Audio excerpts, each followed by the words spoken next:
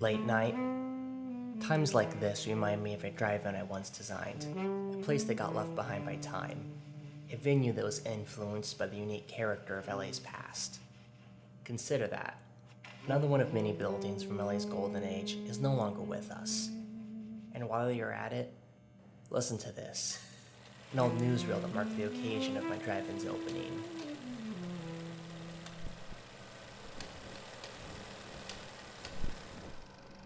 "1939, and at the end of an era, the Streamline age of Los Angeles is speeding onward. Destination in sight, with inspiration coming from New York's World Fair. A showcase of American ingenuity, displaying the most remarkable innovations of the machine age. Truly an event that has moved the nation, as now Los Angeles is in step with her opposing coast. LA, known for the glitz of Hollywood or the 365 days of sun, becomes a city of the future. A beacon of streamlined transportation in the modern age, showcased in the nation's first high-speed transit corridor, the Arroyo Seco Parkway.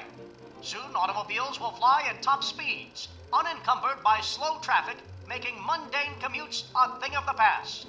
As the modern motorist zooms through foothills sliced through by our new parkway, he will notice a unique stop, a place that reflects the very principles of streamlining. May we present the Noctambulant Drive-In, a handsome respite for those industrious motorists, men who know where they're going and are just as polished as their ride. Those swell guys who don't sleep, for the Noctambulant's counter service is open all hours of the night. Those modern men that regard the machine age with reverence may park under the sweeping streamlined curves. Above, the neon lights are sure to scintillate. While at it, take a seat at the two-way split counter, a layout designed with ease and comfort. Order a sandwich, coffee. Why, even the signature banana split is a refreshing treat after a cruise down the road. This is the promise. By making a detour off the road and into the drive-in, that sleek grace and performance experienced in your Zephyr or Demaxian, felt on the new road. The fair's great march of progress. These sensations won't end when you leave your automobile for a bite at the Noctambulant Drive-In.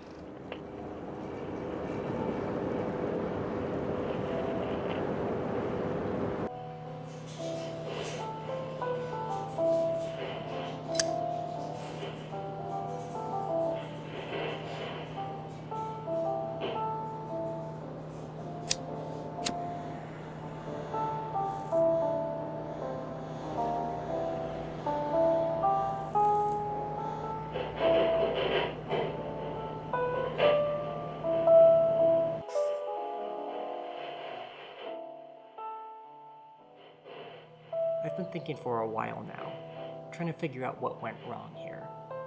Waiting on something. What have I been waiting for? Can't say. Certainly hasn't been company. Hasn't been any. Shame too.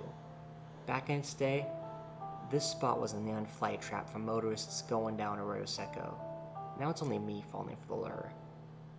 But back in the day, it was popping. When the architecture would hum in a gaseous glow, and the building's cool neon spire poked above the road's horizon, enchanting cars off the road. And once the folks rolled in, they rushed past the sliding glass doors to take a seat at this counter. They'd all be dazzled by the pictorial environment fit for a Fritz Lang picture, and same time comforted by the first sip of a warm cup of Old Joe. Yeah, it was a good racket while it lasted. Back when the Depression was beginning to wane, Tinseltown had entered into a new golden age. Fools rushed into the glamour of the future. Remember the modern fantasies fueled by the 33 and the 39 World's Fair? No longer fantasies. Hell, the cars parked out front, Demaxians, were a Buckminster Fuller design for the 33 Expo. You had this conceptual car of the future that traversed land, sea, air, all that in style and efficiency. Sure, it was never seaworthy, nor could it fly, but the Demaxian design wasn't really about a cheap 10-cent dance between three vehicles ending in a ratty contraption. More like a voluptuous affair of form and machine. It was the machine age, after all, and any great designer could bring their concepts into reality. industrial designers were already taking advantage of that. Boxy vehicles from boats to trains to automobiles shifted their design and demanded more aerodynamics. Almost like hitting puberty, the vehicles of the time grew curves and cut fat in the process of streamlining. New forms split airways with efficient curves that reduced drag and smoothed out air resistance. Take, for instance, the form of a raindrop. Even nature agrees. The quicker fish and birds take that form. Engineers even embodied it in the airfoil of a wing to generate lift, and also, of course, in the form of a Damaxian. With all these streamlined cars, trains, boats, show me even the most depression-ridden fella, and I'll give you a guy who couldn't help but lust after these machines. But whether or not they actually performed, and sometimes they didn't, you couldn't help but feel like you're gunning down a highway just by staring at the 20th Century Limited or a Zephyr. Soon, companies all over took notice of this, and radios, appliances, hell, even this little guy got the Streamline treatment. Seems absurd to be caking all this static junk with speed lines and fancy curves, huh? Maybe. But when done methodically, there is a certain rightness and class to how the aesthetic fits the function. And that takes us back here, to the Noctambulant, now nothing more than a hollowed-out sculpture. I designed this place to reflect all the modern fantasies ripe off the gas hose vines of the machine age. I mean, after all the success from the Streamline vehicles, it didn't take long for Art Deco architecture to catch on. And in step with the waltz of advancing industry, Art Deco high-rises rotated 90 degrees onto their side. There's no point in building vertically when motorists are zooming by your building too fast to look up. Instead, with a new longitudinal slant to Art Deco, all the streamlined curves, trims, and parallel shapes from cruise ships, cars, and the like could be slapped onto buildings. In the meantime, the German Bauhaus had some pretty good ideas on modernism. Simplify buildings down to cutting out what wasn't relevant to the structure. And our architects over here got to thinking, you know what, why not bring the same ideas into streamlined Art Deco? And there you had it. The birth of Streamline Moderne, a marriage of streamlined Art Deco forms and a modern emphasis on structure. Embracing Streamline Moderne, it was a joy. Not designing a Noctambulant with frivolous detail like over-decorating a wedding cake. I gotta cut all that for the sake of focusing on the building's function. Horizontal lines guided a sweeping roof that invited friendly motorists to park. Long windows embellished the feeling of a cordial dining experience. Look around you. Indoor and outdoor are seamlessly blended together. The only prominent vertical element is the neon spine that looms above. Right above your head. And at its root is the building's heart, orbited by this half ring of counters. Like jamming a straw into a cup, we got a shaft through the center, bisecting interior and exterior, a sort of axis mundi within the self-contained universe. And you think that's sounding alright? It gets better. Not only does the centerpiece behind the bar connect with the spire, not only is it the soda fountain, not only does it blossom into the ceiling as the heart and soul of the whole joint, but all these here blocky extrusions represent lines moving in formation that I've already shown you. And if you're still scratching your head, can't place the motif, remember this Damaxian splitting airways? That's right. This tri-clock mimics the whole performative concept of streamlining. As time ticks by, the clock splits the metal forms, like airways. And all these metal extrusions dissipate into the ceiling. The same performance then carries over to people too, to you even. Heading inside the Noctambulant, the counter and its accompanied visual motifs split you towards one side or another. Aesthetic form influences the influx of patrons. Fools rush in. Yes, no expense was spared in making the place luxurious compared to competing drive-ins. Streamlined modern buildings look real simple, while the Noctambulant demands a bit more glitz. But like an ex-wife who took most of the money, That goes without saying. The extravagance is not all glamour, though. We ain't saps here. The aesthetic comes from this idea of a tense but graceful, adequate line that Walter Doran Teague preached about in Design This Day. Not familiar with him? The man designed and pitched Streamline products, right up to helping design the 39 Fair. Here, I got this book with me.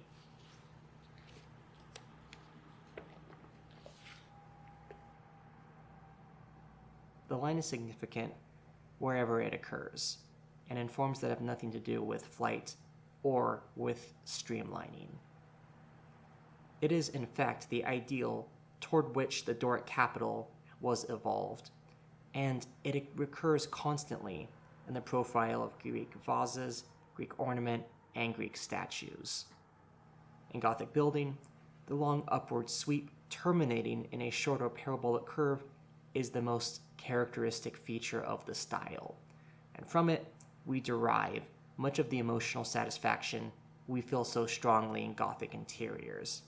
A satisfaction that is based on a sense of competent and exquisite engineering, almost as much as on a noble proportions or spiritual uplift. We seek, he says, a combination of tension, force, and grace, a combination that exists in the aforementioned lines of the Gothic or Greek styles, but also in streamlined objects. Rather than parabolas in the pure sense, the Noctambulant is drawn in space by radial arrays that move like a motorcade of lines. The back wall is a stage for parabolas dancing between various states of tension until meeting a half circle of windows. Specifically a half circle to create an atmosphere that's functional for parked cars and also inviting to their drivers. And along our outer facade, a circular spiral of curvilineal circles is bolstered by linear walls on either side. The effect gives the impression that a saucer roof floats effortlessly above the interior, almost like a moving vehicle in of itself, carved out by an interior cabin. Each individual element within the drive-in references curved horizontal lines, walls, columns, booths, the counters, back wall. The list goes on. Each instance of line, of course, then orbits our sculptural airflow-inspired centerpiece, almost as if airways have eroded a smooth cave for us. Not such a bad carving job either. You couldn't have a better invitation to enter, given the sliding glass doors. And if it's inclement weather, there are still smaller doors that mirror either side of the sliding glass. Once inside, we got plenty of space for booths along the windows and walls, comfortable seats to sink into after driving for hours, or more sociable guests can engage the staff or each other at the bar, as the kitchen directly behind breeds intimacy. Which, speaking of the kitchen, reminds me, the staff was so pleased with working in the space. I still remember receiving compliments from the chef, and you can't say that too often. Behind the sculptured soda fountain is the stove half ring, done up with curves that feel like the dashboard of a luxury automobile. Cook here in LA may have to start giving citations for speeding in the kitchen. Frosted glass wraps the in-counter sinks, and the appliances sit on a centralized private island for ease of access. Doors at the back of the space lead to the utility room, plenty of space for food storage and bathrooms, a hop, skip, and a jump from the bar. Now imagine all that. The restaurant is full of life. A fella is sitting at the bar, trying to look nonchalant, as he's asking a lady if she wants a ride in his new Zephyr. Seated at the bar, her legs effortlessly swing to the rhythm of a Bing Crosby tune coming from the jukebox. A family of four sits at a booth enjoying a banana split. Money is tight these days, so is the big weekly outing. A fleet of Demaxians roll into the parking lot, a Hollywood car club meetup, no doubt. Counter service expects them and already has enough hamburgers on the grill. Everyone back then feeling that this is the place, dining in a prime 20th century restaurant fit for the speed of the age and with a shared feeling of continuity supported by the architecture. I've now spent nights trying to figure out what went wrong here, why the drive-in is now a dead husk, and why thinking about it has led to nothing but dead ends and delirium. The Noctambulant, once a beacon for LA drivers, now a lost dream. Neon lights and airfoil lines sleepwalk through time, like our old tri-clock splitting metal effigies to airflow. Perhaps this is a consequence of zooming towards modernism.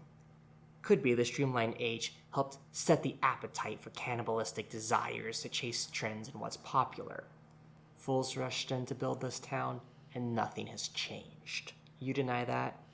Dream about experiencing LA's golden age if only for a minute? Think it might exist? That's a dangerous request, my friend. You want to end up like me? Obsessed with a fantasy that never was? The Noctambulant is fake, just a design based on my own musings about an idealized past. If you want to see a side of old LA that existed, and still might remain, then we'll have to take a step back and consider where we met at the start of this, the Formosa Cafe.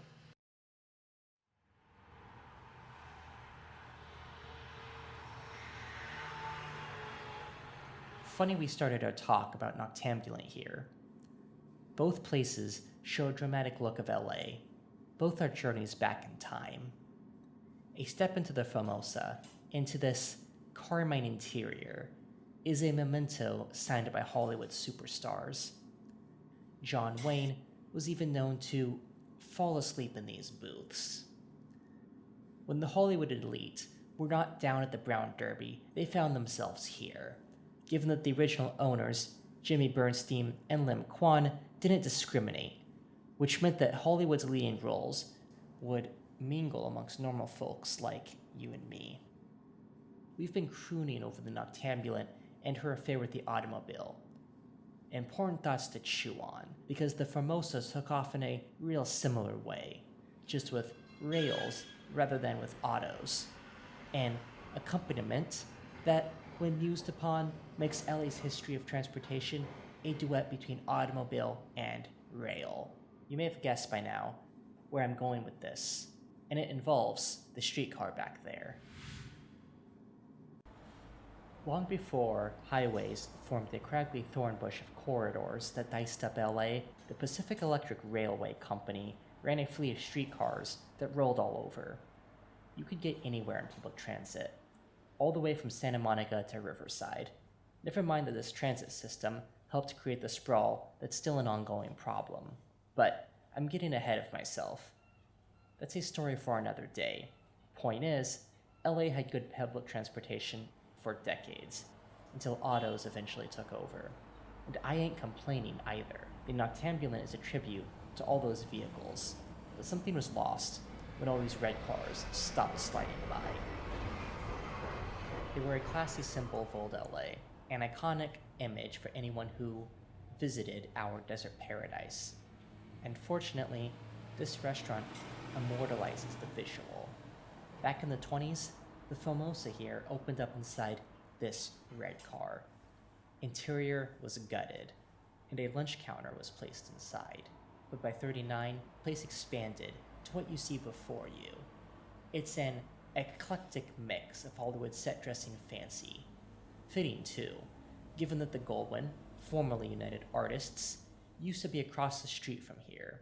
So no wonder this spot became a favorite of the Hollywood folks. The iconic green neon sign was eye-catching to any of those actors on the way to work. Makes you wonder what Clark Gable first thought when he walked in and was betrayed with an interior that feels right out of place. The place is a remnant of design characterized by runaway desires, skilled craftsmanship, and an appetite for something special. An image dipped in culture that complements the LA history that my drive-in also paid tribute to. The Noctambulant drive-in embodies the design language of the automobile age and the Formosa to the years of the streetcar. Two sides of LA's sordid history, relics that stir up fantastical dreams, except while the Noctambulant goes on sleepwalking as a figment of imagination, the Formosa is open for business. Here, the patron gets a taste of Hollywood cheese wrapped up with the fantasy of yesteryear. Bask in the Hollywood atmosphere at the Cantonese-inspired bar, or perhaps you'd rather people watch from a seat in these deep booths. It doesn't matter what you're caught here fancying about. The color palette of rich blacks and reds sets a mood, a feeling of nostalgia that tempers the clientele with a shade of reverie. It's easy to dream here, and perhaps that's the best that can be asked for in old LA. The fools that rushed in to build this town are matched by those that tore it down. But in between is the familiar feeling of what once was, a feeling that's still alive and well.